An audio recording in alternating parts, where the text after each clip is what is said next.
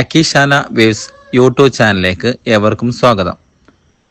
കേരള സംസ്ഥാന സർക്കാർ നടപ്പിലാക്കാൻ പോകുന്ന സ്ത്രീ സുരക്ഷാ പെൻഷനുമായി ബന്ധപ്പെട്ട് കഴിഞ്ഞ 2 വീഡിയോ ഞാൻ ചെയ്തിരുന്നു. അതിനകത്ത് അവസാനം പറഞ്ഞ ഭാഗമാണ് അതുമായി ബന്ധപ്പെട്ട് അതിൻ്റെ ഓൺലൈൻ സമർപ്പണത്തിന് എങ്ങനെ ചെയ്യാമെന്നുള്ളത് കൃത്യമായി പറഞ്ഞു തരാമെന്നുള്ളത്. ഇന്നത്തെ ഒരു വീഡിയോ ഞാൻ കാണിച്ചു തരുന്നത് സംസ്ഥാന സർക്കാരിൻ്റെ തന്നെ അപേക്ഷാ സമർപ്പണത്തിനുള്ള സ്മാർട്ട് വഴി എങ്ങനെ സ്ത്രീ സുരക്ഷാ പെൻഷൻ പദ്ധതിക്ക് അപേക്ഷ സമർപ്പിക്കാം എന്നുള്ളത് കാണിച്ചിരുന്നതാണ്. ഈ വീഡിയോ കാണുന്നതിന് മുമ്പ് നിങ്ങൾ സബ്സ്ക്രൈബ് ചെയ്തിട്ടില്ല എങ്കിൽ എൻ്റെ ചാനൽ സബ്സ്ക്രൈബ് ചെയ്യുക. നിങ്ങളുടെ വിലയേറിയ അഭിപ്രായങ്ങൾ കമൻറ്റ് ബോക്സിൽ രേഖപ്പെടുത്തുക. നമുക്ക് നേരെ വീഡിയോയിലേക്ക് കടക്കാം. സ്മാർട്ട് വഴിയാണ് ഇതിൻ്റെ അപേക്ഷ സ്വീകരിക്കുന്നത് എന്ന് ഞാൻ നേരത്തെ സൂചിപ്പിച്ചു കഴിഞ്ഞു. അതിൻ്റെ സ്മാർട്ട് അപ്ലിക്കേഷൻ കിട്ടാൻ വേണ്ടി നമ്മൾ ഗൂഗിൾ സ്മാർട്ട് എന്ന് അടിച്ചു കൊടുത്താൽ തന്നെ നമുക്ക് അതിൻ്റെ ഡീറ്റെയിൽസ് വരും. അതിനകത്ത് കൃത്യമായി തന്നെ മുഖ്യമന്ത്രിയുടെ സ്ത്രീ സുരക്ഷാ പദ്ധതിയുമായി ബന്ധപ്പെട്ട് ഇതിനകത്ത് കാര്യങ്ങൾ വിശദമായി പറഞ്ഞിട്ടുണ്ട്. അതുമായി ബന്ധപ്പെട്ട് സിറ്റിസൺ ലോഗിൻ വഴിയാണ് ഇതിൻ്റെ അപ്ലിക്കേഷൻ സ്വീകരിക്കുന്നത്. അതുകൊണ്ട് തന്നെ ലോഗിൻ എന്ന കോളത്തിനകത്ത് പോവുകയും സിറ്റിസൺ ലോഗിൻ അടിച്ചു കൊടുക്കുകയും ചെയ്യുക. ഞാൻ നേരത്തെ പറഞ്ഞു കഴിഞ്ഞു, സ്മാർട്ട് വഴി സിറ്റിസൺ ലോഗിന് നമുക്ക് കൃത്യമായ ഒരു ലോഗിൻ ഐഡിയും പാസ്വേഡ് ഉണ്ടായിരിക്കണം. എനിക്ക് ഓൾറെഡി ഇതിനകത്ത് ഐഡിയും പാസ്വേഡ് ഉണ്ടായതുകൊണ്ട് തന്നെ എൻ്റെ ഫോണിലേക്ക് അതിൻ്റെ OTP സെൻഡ് ആയിട്ടുണ്ട്. ആ OTP ഞാനിവിടെ അടിച്ചു കൊടുക്കുകയാണ്. OTP കൃത്യമായി അടിച്ചു കൊടുത്താൽ അതിനകത്ത് നമ്മുടെ ഈ ആപ്പ് ഓപ്പണായി വരുന്നതാണ്.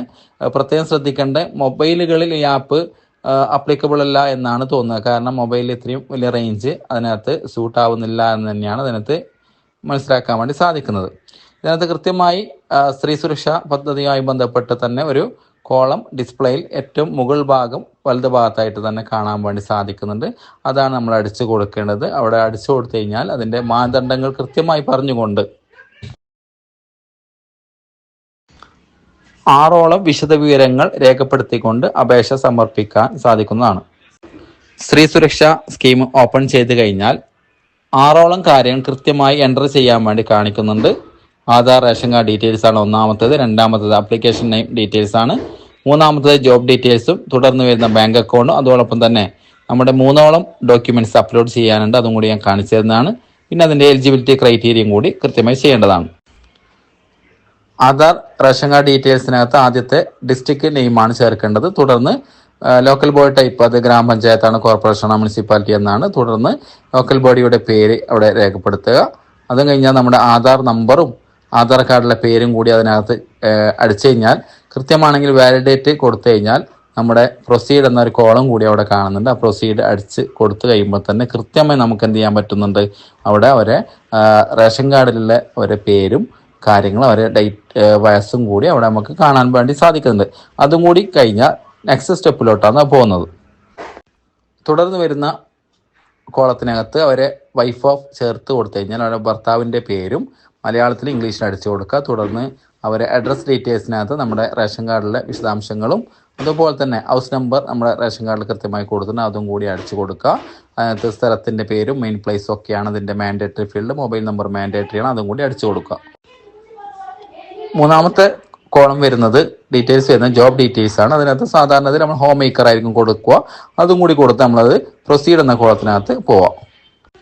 തുടർന്ന് അവിടെ 4ാമത്തെ കോളത്തിൽ ബാങ്ക് അക്കൗണ്ട് ഡീറ്റെയിൽസ് ആണ് എൻ്റർ ചെയ്യാനുള്ളത്. ആ ബാങ്ക് അക്കൗണ്ട് ഡീറ്റെയിൽസ് കൃത്യമായി നമ്മൾ എൻ്റർ ചെയ്ത് കൊടുക്കുക. ബാങ്ക് അക്കൗണ്ട് ഡീറ്റെയിൽസും ബ്രാഞ്ച് നെയിമും IFSC കോഡും അതുപോലെ തന്നെ അക്കൗണ്ട് നമ്പറും ടൈപ്പ് ചെയ്ത് കൊടുക്കുക. ഒന്നും കൂടി അക്കൗണ്ട് നമ്പർ റീവെരിഫിക്കേഷനുള്ള അവസരം കൂടി അതിനകത്ത് കൊടുത്തിട്ടുണ്ട്. അതും കൂടി കഴിഞ്ഞാൽ നമ്മൾ പ്രൊസീഡ് എന്ന് കൊടുക്കാം. തുടർന്ന് വരുന്ന കോളം അപ്ലോഡ് ഡോക്യുമെന്റ്സ് ആണ്.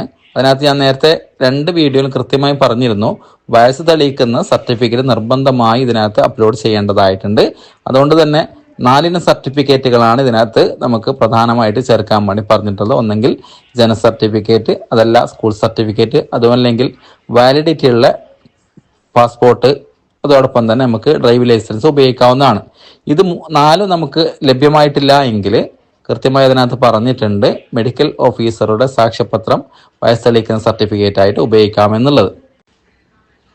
അതാണ് ഇവിടെ ഡോക്യുമെന്റ് ടൈപ്പിനകത്ത് കൃത്യമായി പറഞ്ഞിരിക്കുന്ന 5 വിഷയങ്ങൾ കാണിച്ചിരിക്കുന്നുണ്ട്. തുടർന്ന് ഏതാണോ നമ്മൾ രേഖ അവിടെ കൊടുത്തിരിക്കുന്നത് ആ രേഖ, ഉദാഹരണം ജനന സർട്ടിഫിക്കറ്റ് ആണ്, ജനന സർട്ടിഫിക്കറ്റിന് അവിടെ നമ്മൾ സെലക്ട് ചെയ്ത് കൊടുക്കുക. തുടർന്ന് ജനന സർട്ടിഫിക്കറ്റ് അപ്ലോഡ് ഡോക്യുമെന്റ്സിനകത്ത് നമ്മൾ ബ്രൗസ് ചെയ്ത് അറ്റാച്ച് ചെയ്ത് നമ്മൾ അപ്ലോഡ് ചെയ്യുക. ശേഷം അപ്ലിക്കന്റിന്റെ ഫോട്ടോ ആണ് കൊടുക്കേണ്ടത്. റീസെന്റ് ആയി എടുത്ത പാസ്പോർട്ട് സൈസ് ഫോട്ടോ നമ്മൾ എടുത്ത് അവിടെ ചെയ്യേണ്ടതുണ്ട്. പ്രധാനമായിട്ട് അതിന്റെ സൈസ് എന്ന് പറയുന്നത് 2 MB ആണ് മാക്സിമം സൈസ് അവിടെ കൊടുത്തിരിക്കുന്നത്. അതും കൂടി നമ്മൾ ചെയ്തിട്ട് അടുത്ത ഘട്ടത്തിലേക്ക് പോവാണ്. അവസാനത്തെ ഒരു കോളം കാണിക്കുന്നത് എലിജിബിലിറ്റി ക്രൈറ്റീരിയ ആണ്. ആ മാനദണ്ഡത്തിൽ കൃത്യമായി ഞാൻ കഴിഞ്ഞ 2 വീഡിയോയിൽ പറഞ്ഞിട്ടുണ്ടായിരുന്നു. ഏതെങ്കിലും തരത്തിലുള്ള സാമൂഹ്യ സുരക്ഷാ പെൻഷനുകളായ വിധവ പെൻഷൻ, വാർദ്ധക്യകാല പെൻഷൻ, വികലാംഗ പെൻഷൻ, അവിവാഹിതരായ അമ്മമാർക്കുള്ള പെൻഷൻ, അതുകൂടാതെ വേറെ ഏതെങ്കിലും തരത്തിലുള്ള എംപ്ലോയി പെൻഷനോ EPF പെൻഷനോ മറ്റോ കിട്ടുന്ന വ്യക്തിയാണ് അത് നമുക്ക് ഇതുമായി ബന്ധപ്പെട്ട് ചെയ്യാൻ സാധിക്കില്ല എന്നുള്ളത്. അതുകൊണ്ട് തന്നെ അവിടെ ചോദ്യങ്ങൾ ചോദിച്ചിട്ടുണ്ട്.